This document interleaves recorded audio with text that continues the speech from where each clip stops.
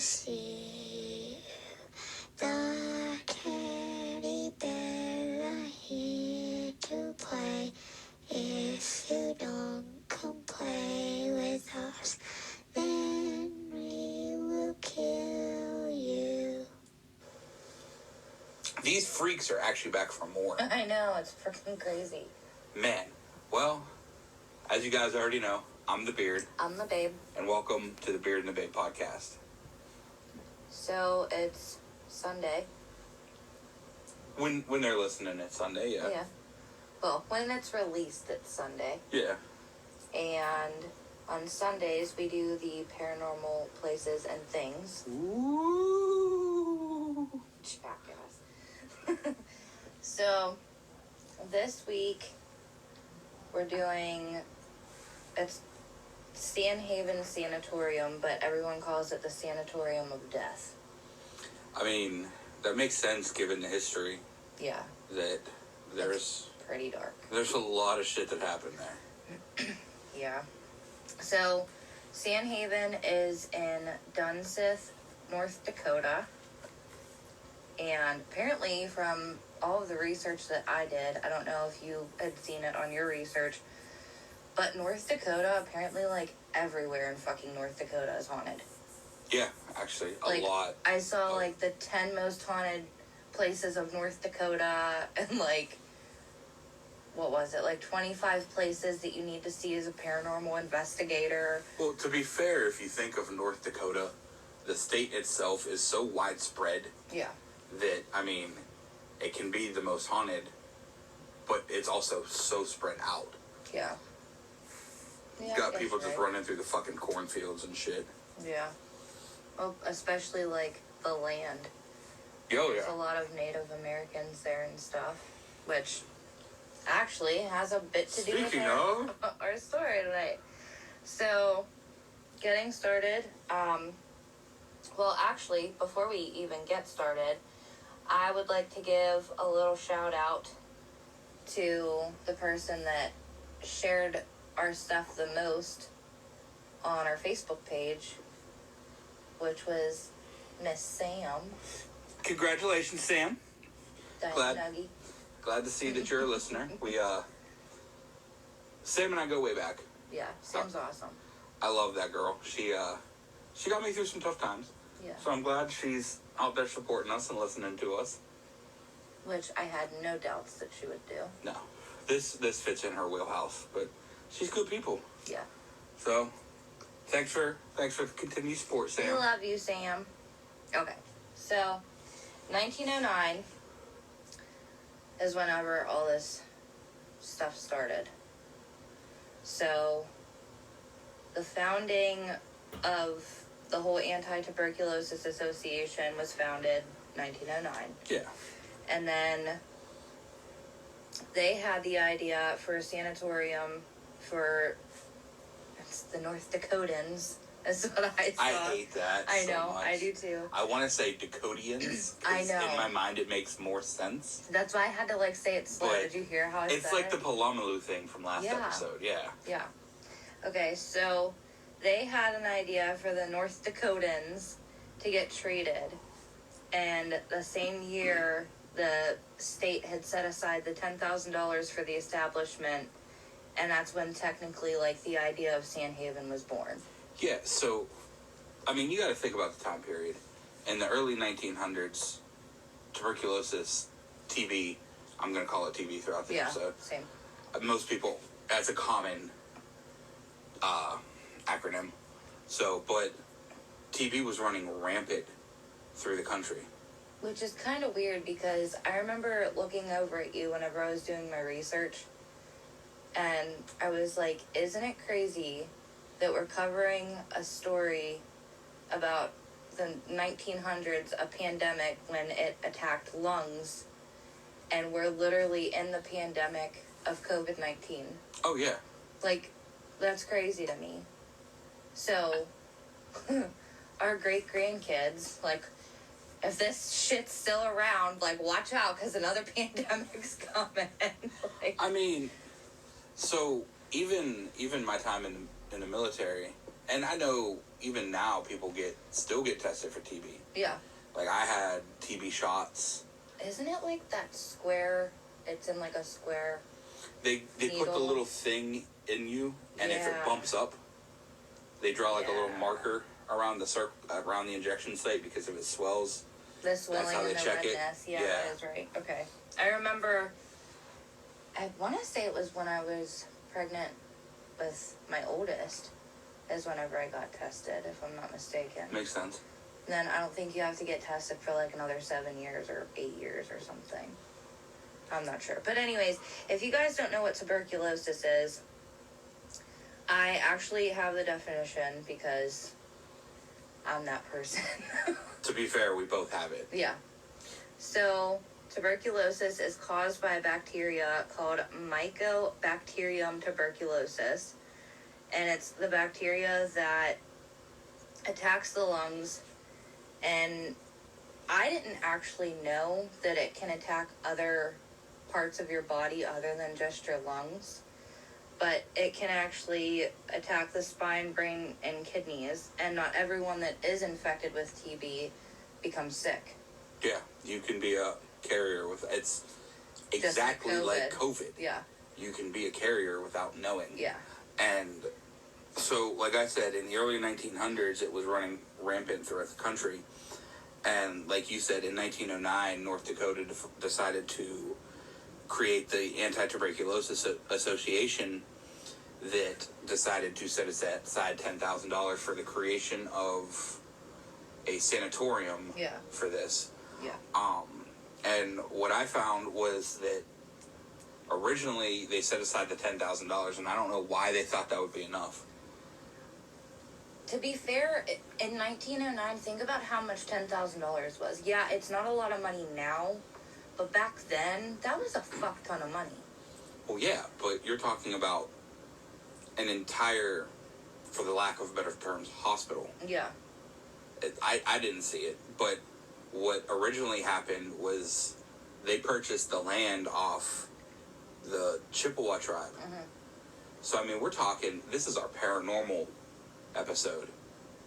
You're buying land for a hospital from Native Americans. Yeah. You're just asking for shit. Like, they could have cursed that shit before you started even building. Even if not, I mean, you don't know how long this land was in the tribe's possession. You don't know about the burial grounds. Yeah. Like, that's one thing you don't fuck with. I understand why they call it the Sanatorium of Death, because it's not even just the tuberculosis side of it. There's shit throughout its entire history, the land before it. Like, this place is fucked. Yeah. It didn't even really have, like, a chance, to be fair. But, so the immediate construction was actually delayed, and that's because of the funds. So, even though they had the $10,000 set aside from the state, the actual cost was about $50,000. So, how the fuck did they get the money? Do you know how they got the money? I know it took like a year or two to actually get the rest of the money. Yeah, so it finally opened in the fall of 1912, and the state actually had to give an extra I think it was like $37,500. Yeah. And San Haven actually wasn't San Haven until January of 1923. I do know this story. But... Okay. So the name changed because of the local postmaster. His name was John Lamont, and he actually changed his post office from Monterey to San Haven. So that's when they were like, gotta stick with the times, gotta fit in type of thing, even though we're killing people off with TB. I mean, I didn't know Postmaster John had that kind of power. I know. To be honest, he's just like, fuck it. Shout out to the mailman, man. I didn't know that you guys were that powerful. They're fucking wizards. Rain, snow, sleet, or shine, your mail will always be delivered on time. Maybe not. Unless it's your income tax check. The bills always come on time. Oh, absolutely. Yeah. The money that you want never does. Yeah. So, how we said $10,000 was a lot of money back in 1909. Yeah. So what I thought was really interesting is when it first started, the hospital first started, the daily rate to be treated was $1.50. So in 1912, it was $1.50. Yes. Okay. So then, within the next 3 years, it went $7 up. Jesus. Because of how bad everything was. I mean, you figure they had to pay the staff, had to get the medicine, had to do the procedures, like all kinds of fucked up shit that they had to do. And then when they died, they needed the money to put you in the... Oh, yeah. Which I'm actually glad you brought up paying for the procedures, because what I'm doing now is just kind of like introducing how we're going to get into the paranormal stuff. We're still talking about this place. This place has a shit ton of backstory. Yeah, and we can honestly spend the entire episode talking just about that. Yes. But I also want to get into, like, why I think this place is as haunted as it is, because the research that I've found on that side of it, there's just, there's too much. Yeah. But, so one of the common remedies in that time period of tuberculosis, which I didn't know, was they surgically deflated a lung. Yeah. Because when we talked about it, even you said, well, yeah, because you deflate the lung, there's nowhere for the tuberculosis to go. Yeah. But back in that time, I mean, anesthesia wasn't... That wasn't the best of the best. No. So you got to imagine, you're getting your lung popped. Yeah. How much pain and suffering happened in this building? See, and from what I understand, and this is just from, like, personal experiences of, you know, my friends, family members, or whatever, I actually have a friend that his stepdad, his lung had collapsed, and they had to actually go in through 2 different ribs and puncture the lung and put, like, an actual, like, catheter in it to start filling it back with oxygen. So, like, that's with drugs, and I know that he was screaming. Yeah. So I can't imagine. If you're not during, you are after. Cause yeah. That recovery pain. Yeah. Because you have to break and separate ribs to get in there. Yeah. Yeah. I may not be a doctor, but I've watched more than enough Grey's Anatomy. I hate you. So, the thing that I think is really cool is that Sanhaven wasn't exactly like any other TB campuses. They actually had, like, they didn't have, but allowed the Freemasons to build cottages on the land, which I thought was really cool. I didn't know if you knew that or not, but all of that was... It said State Act of 1913, but I couldn't find anything else about State Act. So when I actually saw that and I tried to, like, look into it, it looked more like it was a federal state act. It was a federal act that was enacted per state. Like, each state had their own input on it. There wasn't much behind it. Yeah, I didn't see, like, anything about it. There's not much to it, but... So, that was actually... The only thing that I did find about the State Act was that was the same thing that forbade people for, like... They couldn't drink out of each other's glasses or cups or anything like that. Which, I mean, fuck, if tuberculosis... It's just like now... Like, with COVID and stuff, like, everything's disposable. You can't go get refill type of thing. Like... It's just crazy, like, how the similarities are. Like, even though we weren't alive for tuberculosis pandemic, we're kind of somewhat living it. Like, the similarities are ridiculous to me, I'm sorry.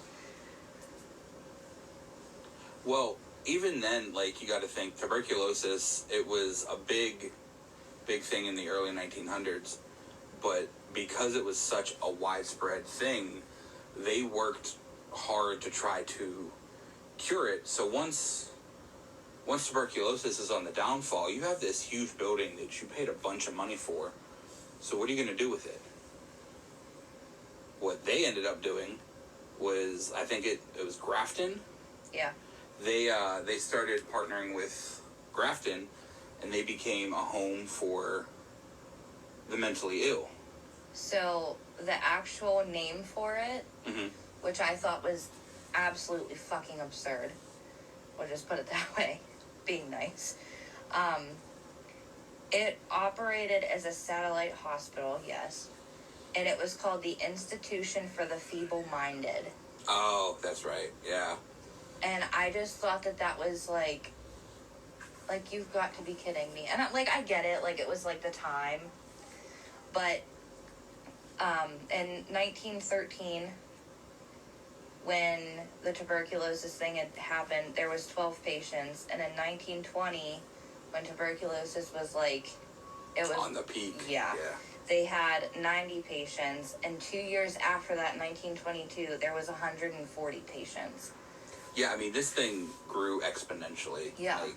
It was fast. You see the jump, from 13 to, what was the other year? It was 1913, 1920, and 1922. Yeah, so from 1913 to 1920, there was a rise, but not as major. But from 20 to 22, I mean, that shit grew. But then as quickly as it grew, it started disappearing just as quickly. Mm-hmm.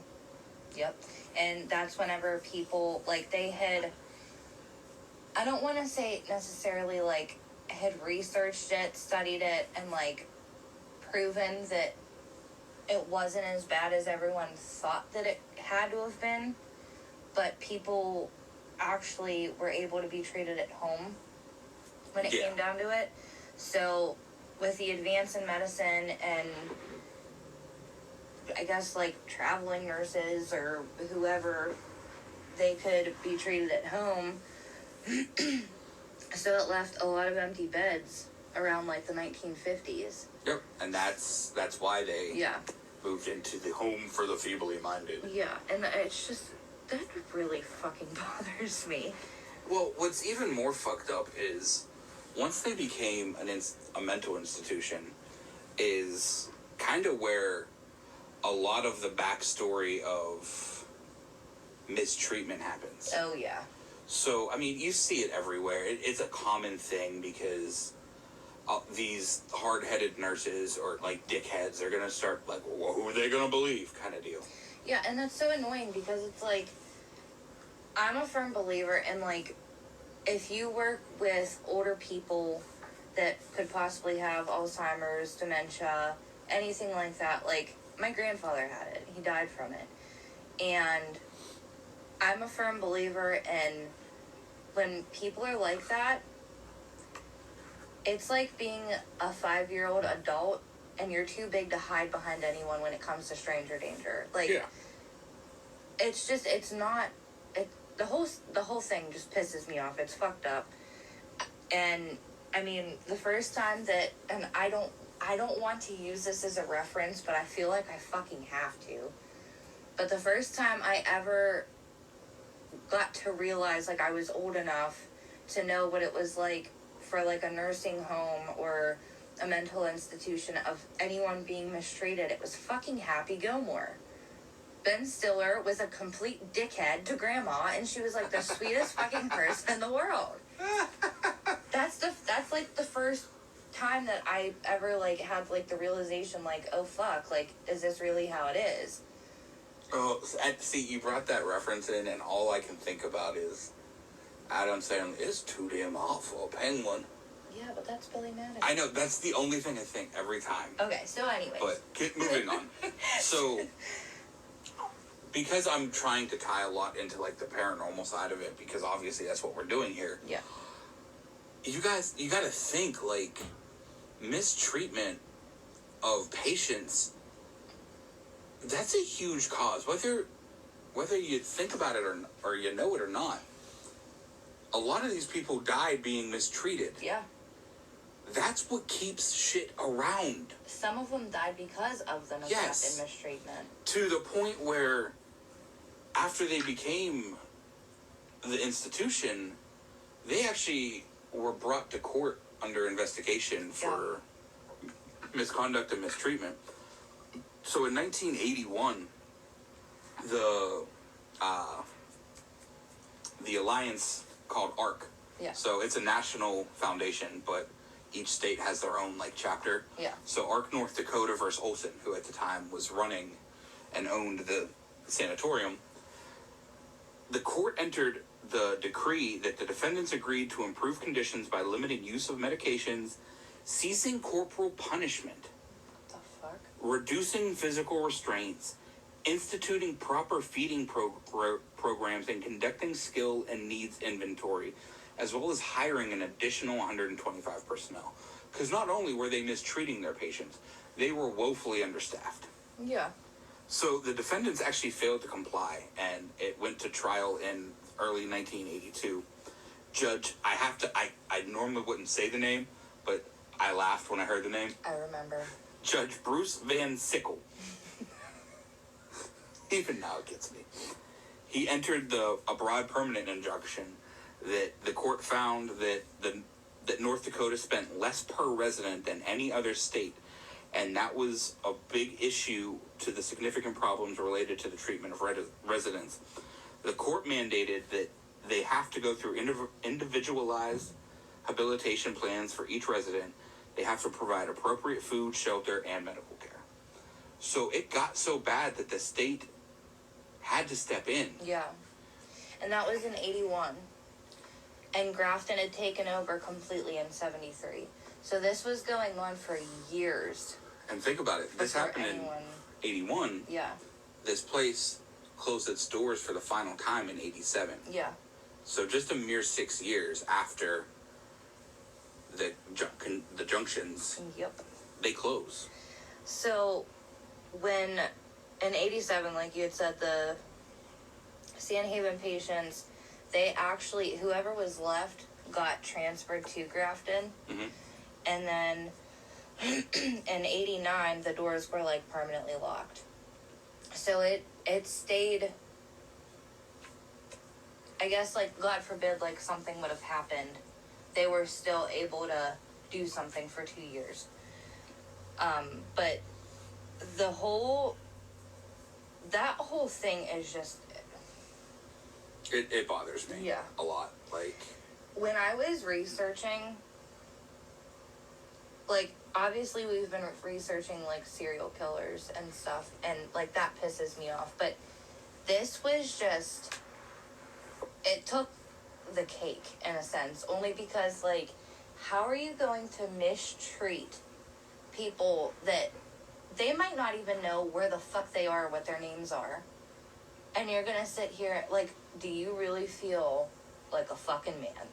Yeah. Like, you know what I mean? Yeah. Like, it's just, it's ridiculous. And they can't defend themselves. No, like, they're completely, like, and they're so innocent. Like, yeah, they might lash out, they might, you know, try and grab your arm, or shit, they could tackle you in the fucking hallway, but at that point, you don't even know, like, they might fucking deserve it. And this wasn't even a home for the criminally insane. No. Like, this kind of treatment is more commonplace there because you get the nurses that are like, oh, who gives a fuck about this guy? Yeah. Don't get me wrong, that's still wrong. Yeah. By all means. But this wasn't even This that was kind a of place. hospital for people with mentally unstable issues, people that had Down syndrome, people that were mentally handicapped. They were slower, you know, they needed some fucking help. And these people, it was like they took advantage of it just to make a fucking paycheck. So talk about setting yourself up for hauntings. Yeah, absolutely. You're on old Indian ground. You were a tuberculosis center where tuberculosis killed a shit ton of people. Yeah. Not only that, now you become a home for the mentally unstable, and you mistreat the patients, some of which died there. Not to mention, when we were watching Ghost Adventures, there is a baby graveyard Somewhere. further up the hill from the main building.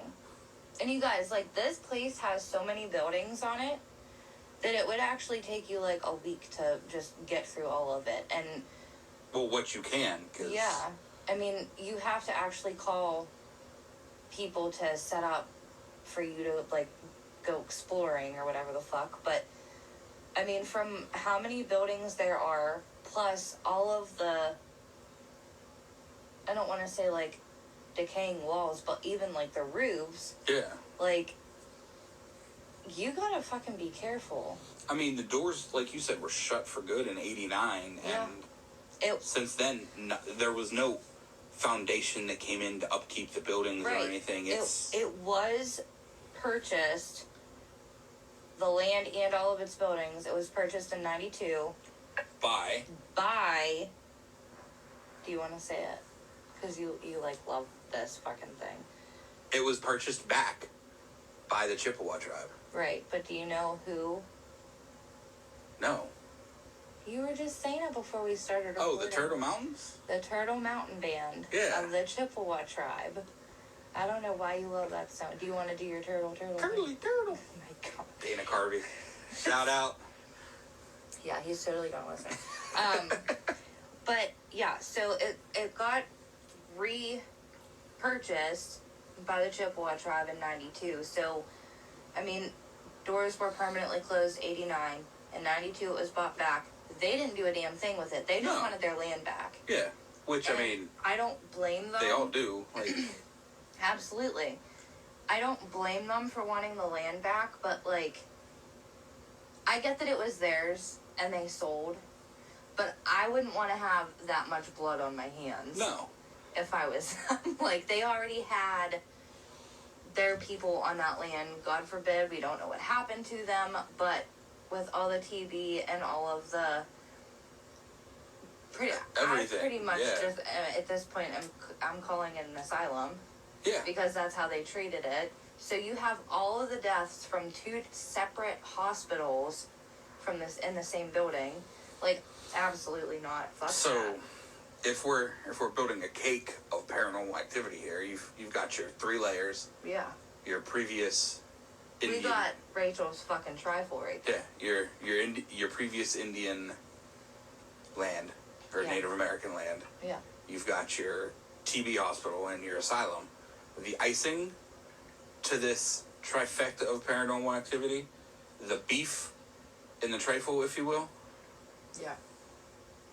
After it closed, it then became a site for satanic rituals. Yes, like it did. Every good paranormal haunted place. Of course it fucking did. That was actually, so from what I read, they were doing satanic rituals in there before it actually closed. Oh, see, I didn't see that part. It was like 6 to 8 months before it had closed. That's when, and it was like some of the employees. Oh, even better. Yeah, so like... You mean the ones that were mistreating the patients? Yes. Yeah. Yeah, like... Great. Here, welcome. The devil's in our building now. Like, take all of these fucking patients and we'll go home. Like, there's the candles on our cake. Yep. Yeah. So there was just a lot leading up for there to be paranormal activity, and it's wild because, and I'm gonna say Ghost Adventures again, but you do research on it, you watch shows about it, YouTube videos about it, all kinds of shit, and every single one, the same story comes up. And in 2001, a 17-year-old boy had fallen down the elevator shaft and fell to his death. It was 40 feet. Well, here's the thing about that. Because everything that you just referenced, did he fall? Or did he get pushed? Or was he pushed? And that's like... So, the whole thing fucks with me. Because you don't really know exactly what happened. But when people are taking EVP recorders over there, spirit boxes over there, and the same, it's always the same question. Were you pushed?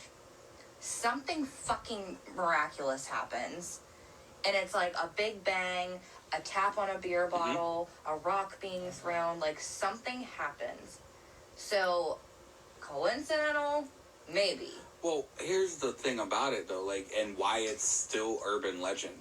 Because you were talking to it before, is this place is so run down now that, I mean, when we watched the Ghost Adventures episode on it, I mean, they almost walked straight off the building without even knowing it. Like, this place used to be such a beautiful, it really was, building and land. I mean, and at this point now, one of the articles that I was reading, a farmer leases most of the land from the Chippewa tribe and just lets his animals roam free. There's animal shit, there's hay in the buildings, all the windows are broken. Oh, yeah. I mean, and a kid falling down an elevator shaft isn't going to get found because there's no security. Yep. Police are even too scared to go to this place. The only thing that police do, from what I have seen and read, is that they patrol around, like, so in the front of this building, there it's almost kind of like a governor's drive. Yeah. So you can go up to the front door and come back around.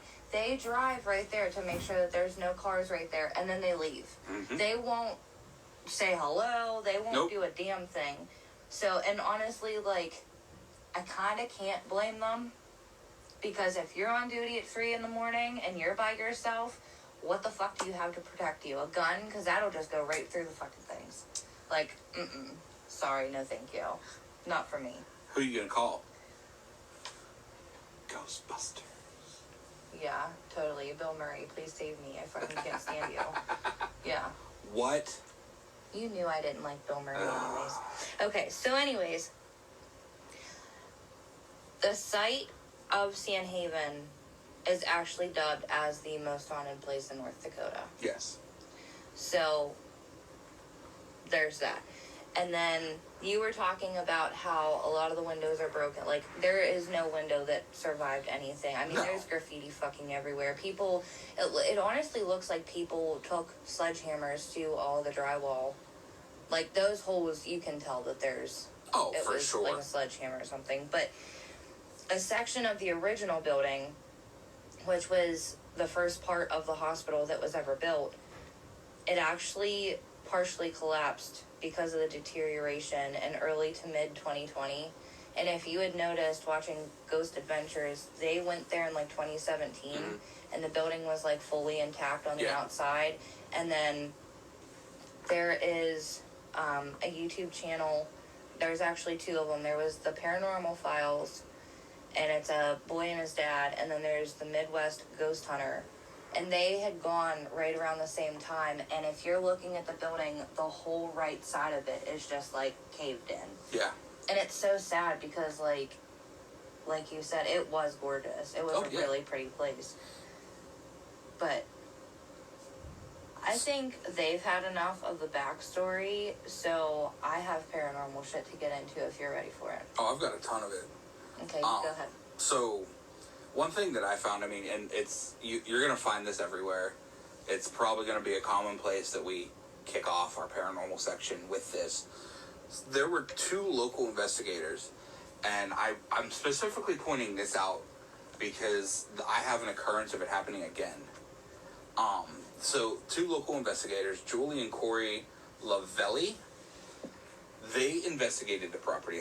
There was no timestamp as to when. But what happened was Julie was actually attacked by an unknown entity, and surprise, surprise, left 3 scratches on her chest. Did we explain about the number 3 in the past episode? We talked about the 3 scratches, but I don't think we actually went in depth. Okay.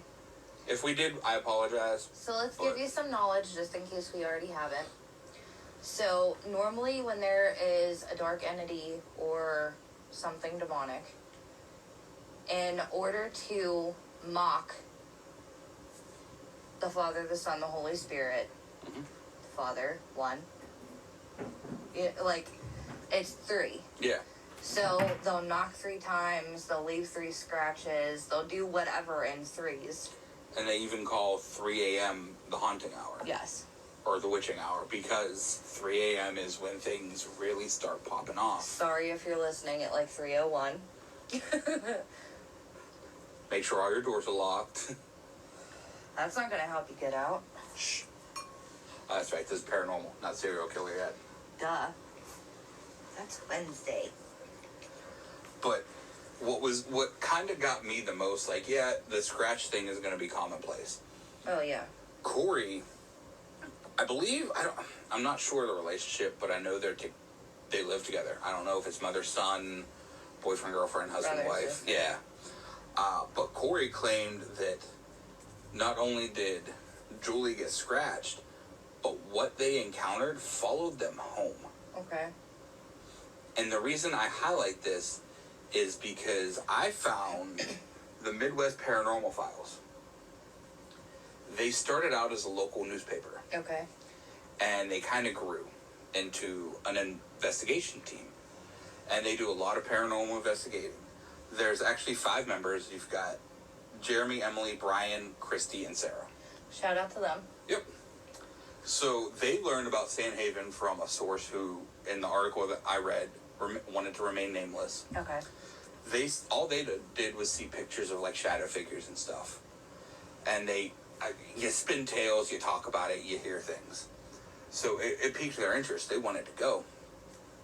Because they wanted, as any paranormal investigator should try to do, they wanted to try to debunk the claims. Yeah. Which they did on one. There was a picture of a shadow figure at the end of a hall. When they were there during the daytime, all it was a big-ass water heater. Okay. So easy thing. But since they knew that there wasn't really going to be any electricity running out there or anything like that, they went very minimalistic. All they used was a digital camera, digital voice recorder, and a K2 meter. Okay. So what a K2 meter is, for those that don't know, is it's this little electronic magnetic field EMF reader. And it's got a set of lights at the top of it. So as you get closer to an electronic field or an electric field, the reading gets higher. So it goes from like green to red. Yeah. So when you hit red, that's your strongest signal. The reason I bring this up is it's important to the story I'm about to tell. So they showed up in the morning and did a late morning walkthrough just to get the lay of the land and kind of understand the place. They took a few pictures, stuff like that. Nothing was really happening. So at 1 p.m. they decided that they were going to leave for the afternoon, go grab a bite to eat, take a nap, rest up, because they were planning to go back that night and investigate. So as they get to the car, the 3 of them, the only name that I wrote down was Christy, because Christy was the one that had this happen. Christy mentioned that she felt a heaviness in the basement, like it was kind of hard to breathe down there. Okay. And as soon as she got into the van, this van had a DVD player. The screen popped down. Okay. Something could easily happen. Yeah. But Jeremy actually explained that the hinge on the DVD player was broken. So it never came down. So this DVD screen just pops down. They didn't think anything of it. They're like, oh, okay, whatever. Like, oh, fuck, it works. Yeah. Finally. They drove to the hotel, got something to eat, yada, yada, yada.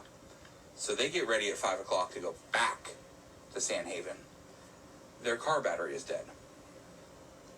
Jeremy just took his car into the shop like 3 days ago to get an oil change and a battery check, and his battery was brand new. And nothing was left on.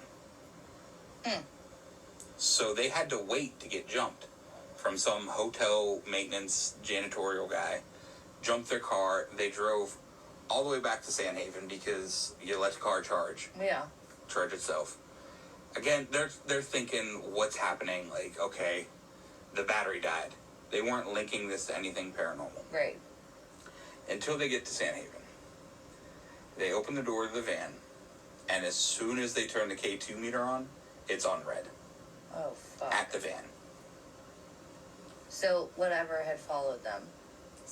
They believe something followed them from Sandhaven back to the hotel and back through the van. Maybe it attached itself to Christy, who knows.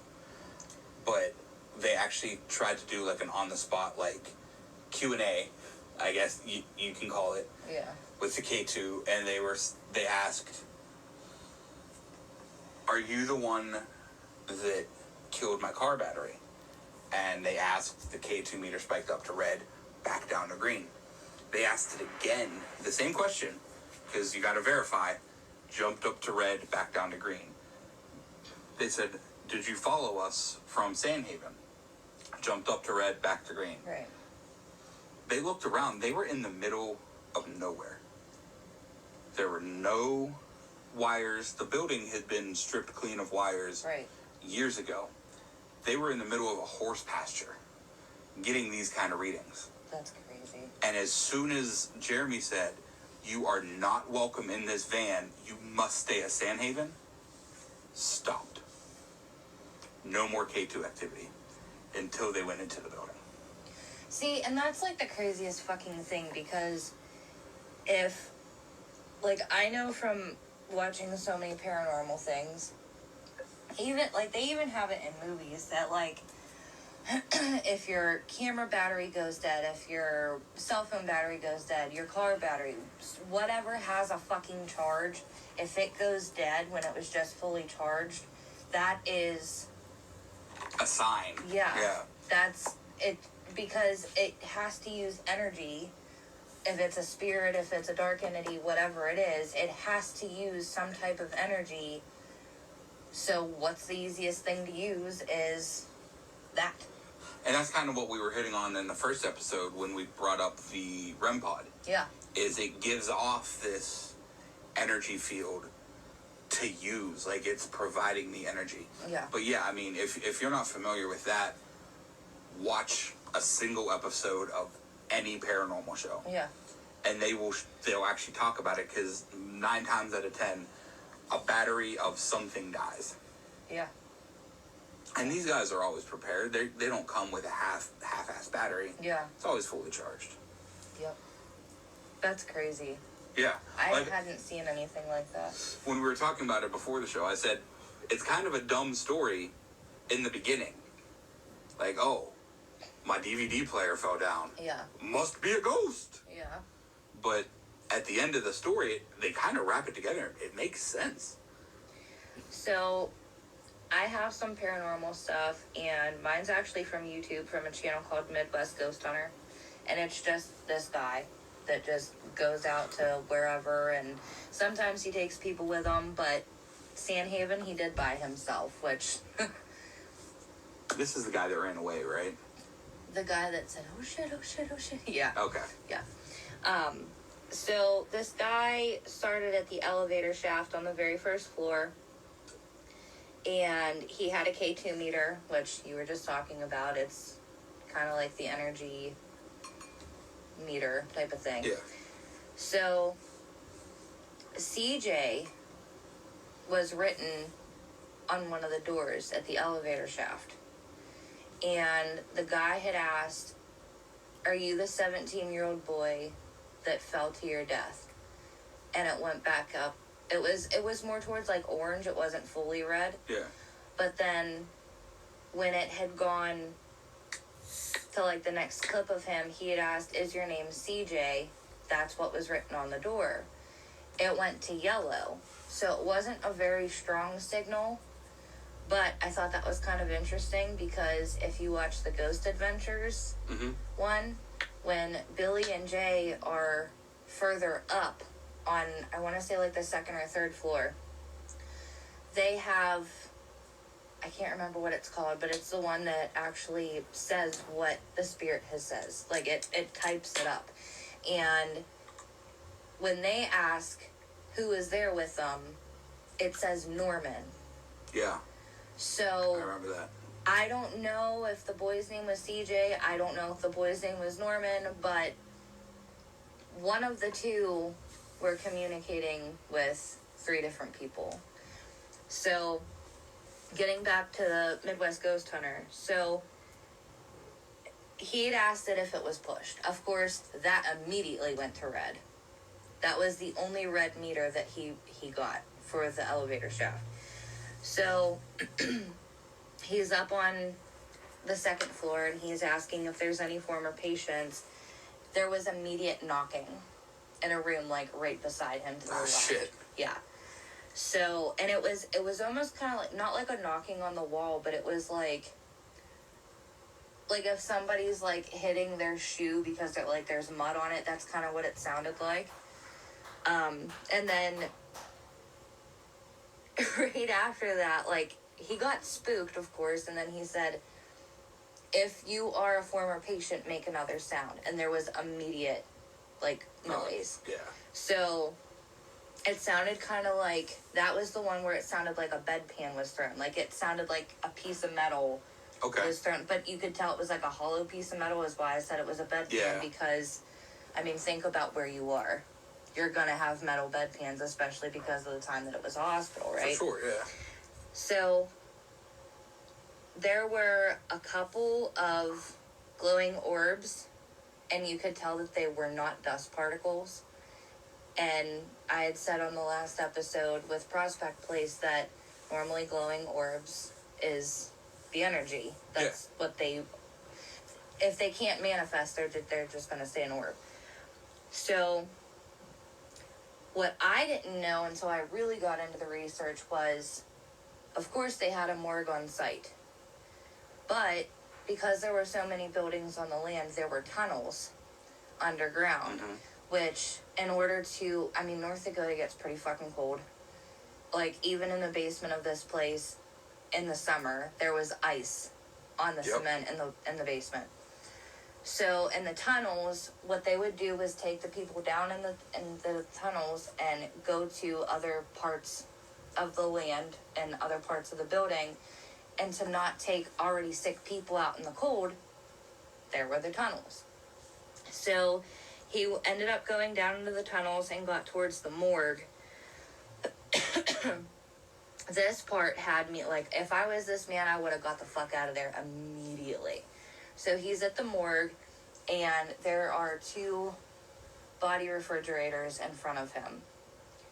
I don't really know if that's what the actual name of these things are, but you guys know what I'm talking about. The wall of metal doors. The body freezers, yes. Yeah. So, they were very old school. They weren't like the normal chrome things that you see in movies or TV shows. They kind of looked like white porcelain doors. Ooh. Yeah. So, he's down there with his cameras. He's talking to whatever's there. He doesn't even know if there's anything there yet. But then he gets a bad feeling. And he was like, I'm going to go get the camera that's on the tripod. Before he walks away, the camera is pointing at these body refrigerators, and both doors are closed. Okay. They are latched. When he comes back, not 5 seconds later with his other camera, one of the doors was wide open.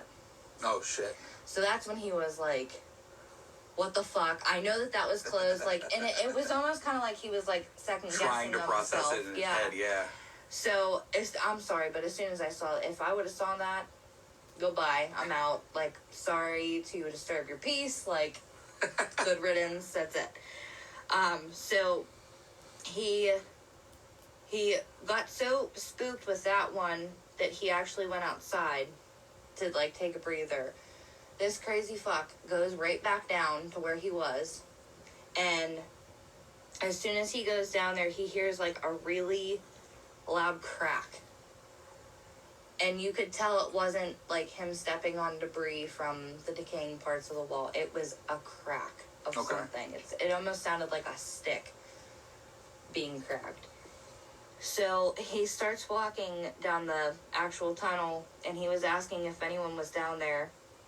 And he heard a noise, but he kept walking, and he got, like, maybe 2 or 3 steps further, and something hit the metal pipe on his left side.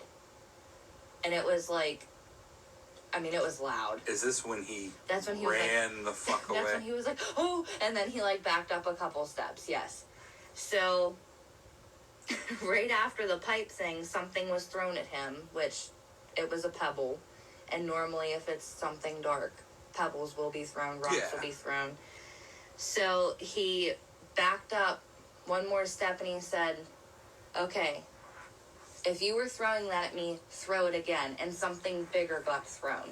He didn't stick around to see what the fuck it was, nor could you see any, like, there was nothing. You didn't know what the hell it was.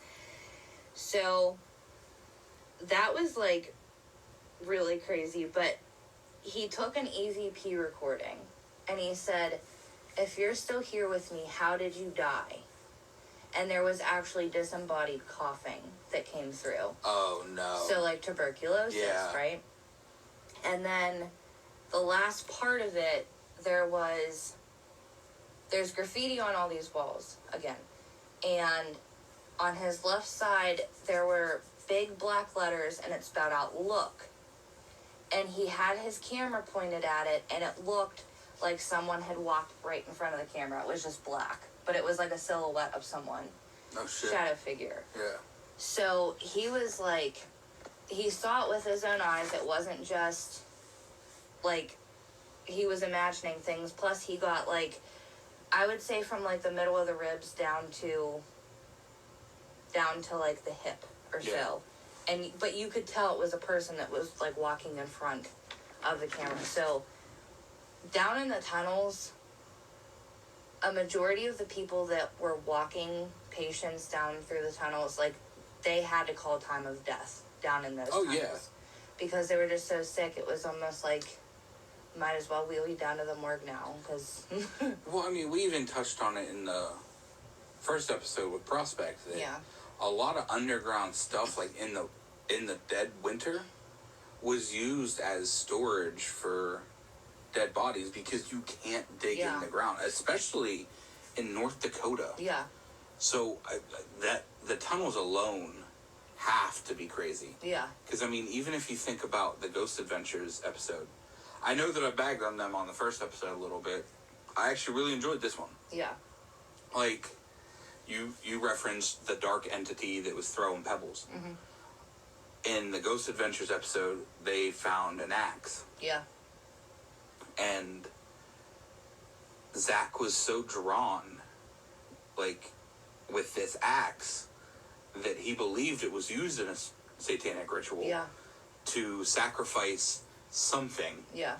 But he was so drawn to take this axe back to where it belonged. He actually walked back to the building and tried to piss whatever evil was in there off. Yeah. And ended up throwing the axe back into the building. Like, you know that there's evil shit there, regardless of what happened in its past.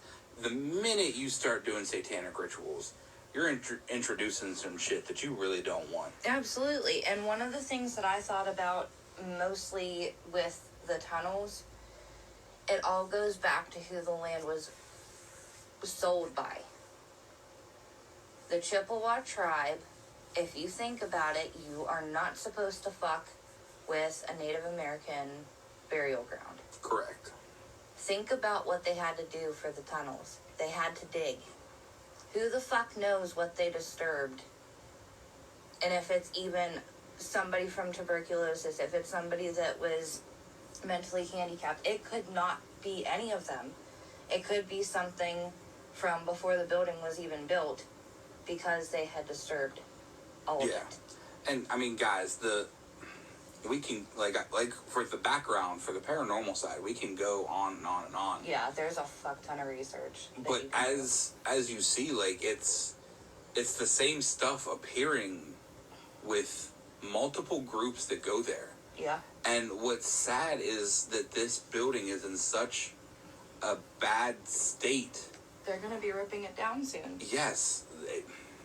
If you want to go, I recommend getting out there soon. Just be extremely careful, because regardless if you walk into something super dark or not, you could be falling through the goddamn floor. Yeah, the state of the building is what's sad. Yeah. This history of this place, the activity that's there, you know, it's all linked. Yeah. It's just sad. Not to mention all the drunk people. Oh, for sure. Not even just homeless people, but drunk teenagers will go there and put more fucking graffiti up. And a lot of them are fucking violent, because since they're drunk, inebriated, whatever, dark's gonna latch onto them, and then they might not be the same fucking person that walked in there. I mean, they edited it for Ghost Adventures, because obviously this is a cable TV show. Yeah.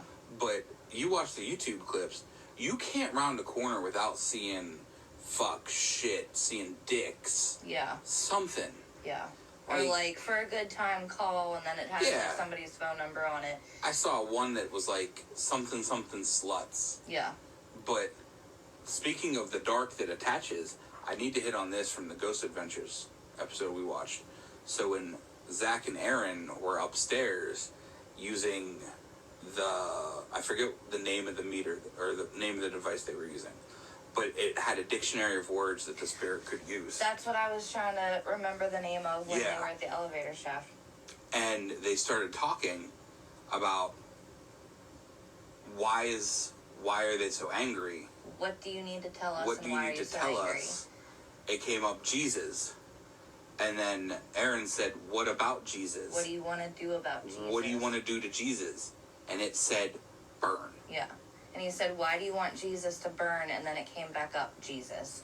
So, there's a lot of shit at this place. A lot. You guys could be watching research on YouTube for hours and still not have all of it. No. But by what we covered, you get the gist of it. Yeah. Like I said, a lot of it is the same stuff happening to the same people.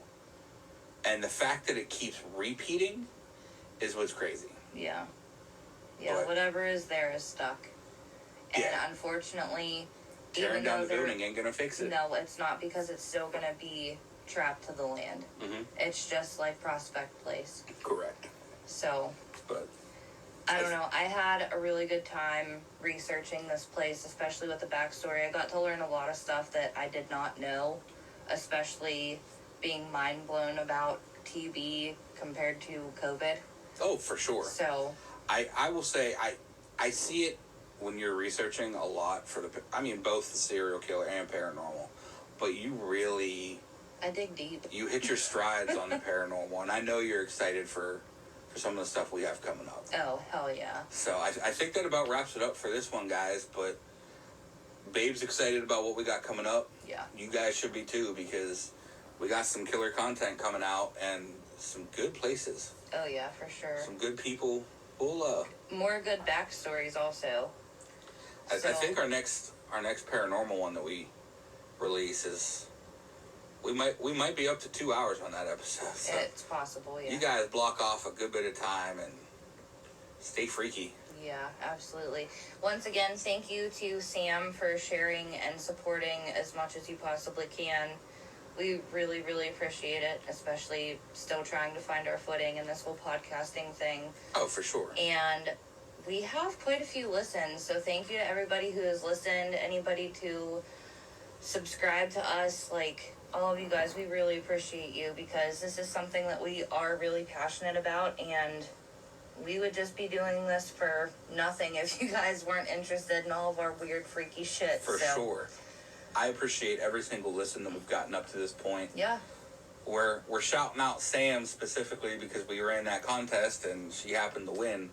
I'm sure we'll be doing it again in the future, so you guys... Absolutely. There's a really cool contest coming up for Halloween also, so... If you have all of our socials, which we have the link tree down in the description, please make sure that you go over to our Facebook or Instagram page. We also have a Patreon, and for Anchor, we have our Anchor supports that listeners can, donate us money for our equipment and stuff like that. But even at this point, just give us your feedback too. Yeah, absolutely. Every little bit helps right now. Our email is down in that description too. And like we've said on past episodes, if there's a place or person that you would like us to cover, please let us know and we'll get right to it. Yeah. So. Well, until Wednesday, you freaks. See ya.